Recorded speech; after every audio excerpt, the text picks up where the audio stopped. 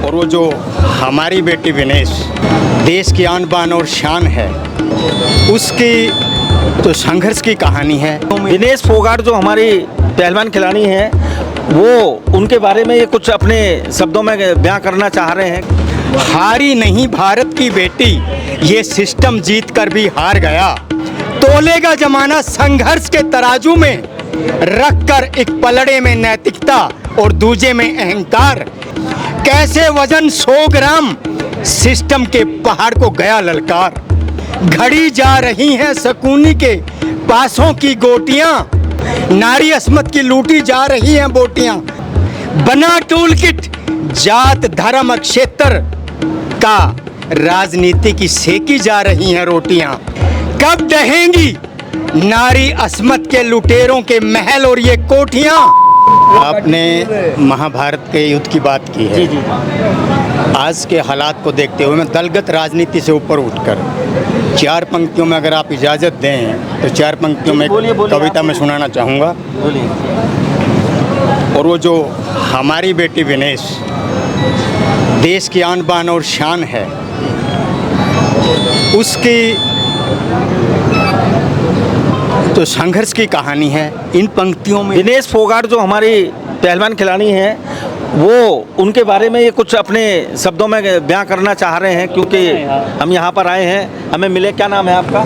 मैं मोर राजेश एडवोकेट। सुनाइए क्या है। तो मैं सुनाना चाहता हूँ पूरे देश की जनता को, इस देश के अंदर बैठे सिस्टम को।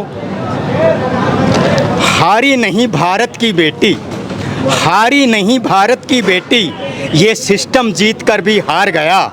तेरे संघर्ष को कुचलने की कहानी कैसे ये वक्त करेगा बयां। कोई कहे इसे नियति का खेल, कोई कहे इसे नियति का खेल, तो कोई कहे दबदबे और अहंकार का मेल। तोलेगा जमाना संघर्ष के तराजू में, रख कर एक पलड़े में नैतिकता और दूजे में अहंकार। कैसे वजन 100 ग्राम, कैसे वजन 100 ग्राम सिस्टम के पहाड़ को गया ललकार। घड़ी जा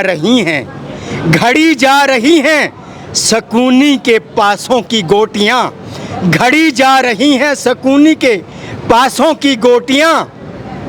नारी अस्मत की लूटी जा रही हैं बोटियां, नारी अस्मत की लूटी जा रही हैं बोटियां। बना टूल किट जात धर्म क्षेत्र का, राजनीति की सेकी जा रही हैं रोटियां। कब दहेंगी नारी अस्मत के लुटेरों के महल और ये कोठियां। क्या अपने और पराये में दिखला देती हैं अंतर। बनी इन कोठियों में सिस्टम की चोटियां, बनी इन कोठियों में सिस्टम की चोटियां। क्या हो रही है अब प्रतीक्षा। खोल अपने बाल, कोई द्रौपदी सौगंध खाएगी। कब कोई सीता मारिच के स्वर्ण मृग के भेष की भेंट चढ़ जाएगी।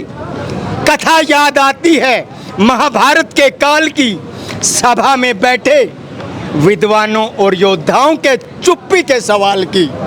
दिखाई दे रहा था दबदबा दुर्योधन के अहंकार का। कोई नमक का एहसान चुका रहा था, तो कोई उतरती देख इज्जत अबला की, अपने को सिंहासन का वफादार बता रहा था। वक्त का पहिया निरंतर घूमता आया, शताब्दियों बाद भी किसी न किसी रूप में उस दुर्योधन के अहंकार का बीज अपने साथ लाया। मैं क्या कहना चाहता हूँ जनता समझे। और मौका मिलते ही यह बीज हर काल में उगता आया।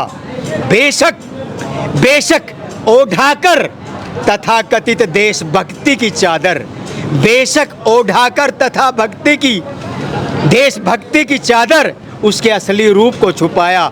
मोर आज पूछ रहा वक्त, क्या होगा कोई धर्मयुद्ध महाभारत से काल का। क्या होगा कोई धर्मयुद्ध महाभारत के काल सा। उत्तर देना है इस जमाने को मेरे सवाल का, उत्तर देना है इस जमाने को मेरे सवाल का।